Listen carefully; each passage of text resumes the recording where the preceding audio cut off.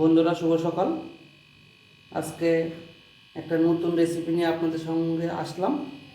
রেসিপিটা হচ্ছে, এখন থোর কিছু রাখা আছে, থোর বাটা দিয়ে কাতল মাছের কালিয়া।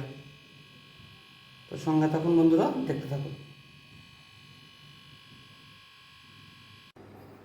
থোরটা আমি মিক্সচার মেশিন দিয়ে মিক্সচার করে নিলাম। তো এটার জন্য আমি এখানে একটু আদা নিয়েছি, একটু কাঁচা লঙ্কা নিলাম, আর এখানে আমি মাছটা মেখে রেখে দিয়েছি। এখন আমি তেলে ভেজে নেব মাছটা। প্রথমে মাছটা ভাজার জন্য কড়াইতে তেল দিয়ে দিচ্ছি।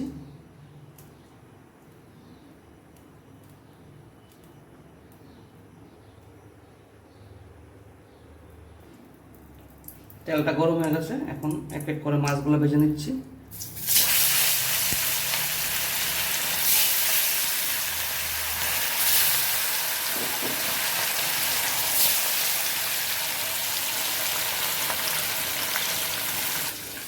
এদিকে 4 পিস মাছ ভাজা হয়ে গেছে, কড়াইতে আরও 4 পিস মাছ আছে।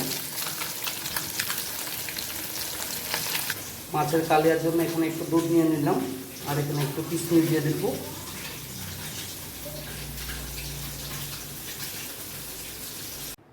মাছগুলো ভাজা হয়ে গেছে, এখন আমি প্রথমে মেথি ফোড়ন দিয়ে দিচ্ছি।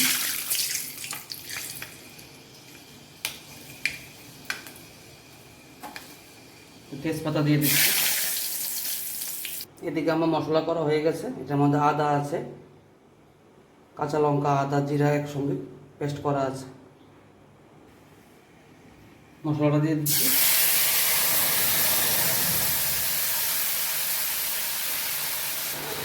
মশলাটা একটু ভাজা ভাজা হয়ে গেছে, এখন আমি এটার মধ্যে থোর বাটাটা দিয়ে দেবো।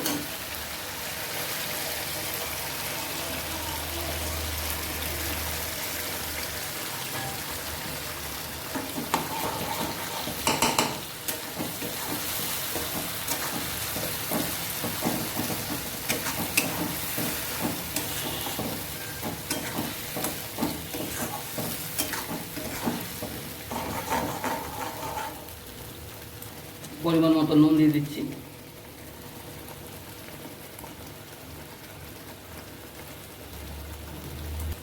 পরিমাণ মতো হলুদ দিয়ে দিচ্ছি।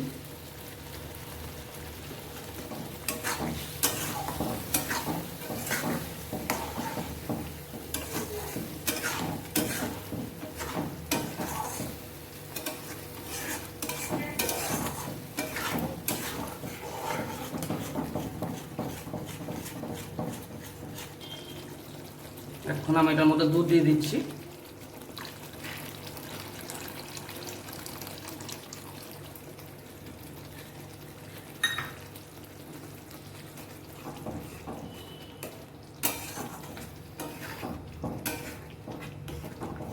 দুধটা দেওয়াতে খুব সুন্দর একটা কালার হয়েছে।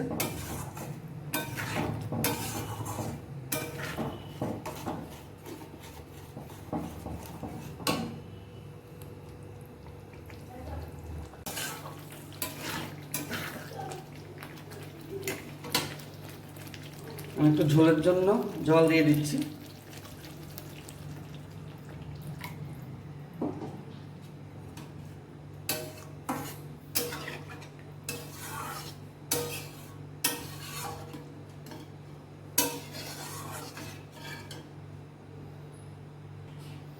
এখন আমি কিশমিশটা দিয়ে দিচ্ছি।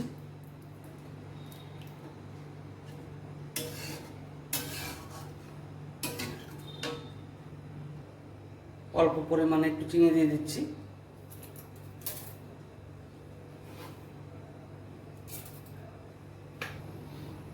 এখন আমি ঝোলের মধ্যে মাছগুলা এক এক করে ছেড়ে দিচ্ছি।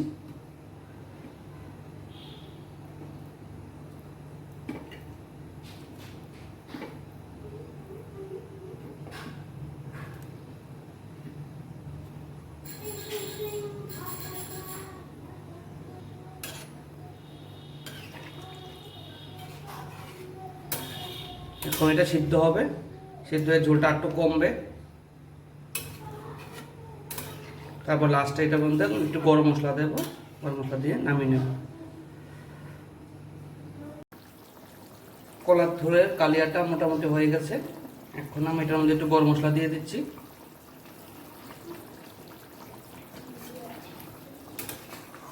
তো বন্ধুরা, আপনারা কে কে এমনভাবে খেয়েছেন কলার থোর দিয়ে কালিয়া, কমেন্টস করে প্লিজ জানাবেন। আর যারা খাননি ওরা এভাবে খেয়ে দেখবেন।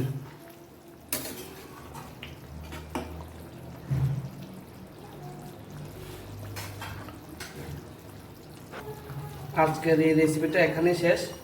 যদি আপনাদের ভালো লাগে লাইক করবেন, শেয়ার করবেন, কমেন্টস করবেন।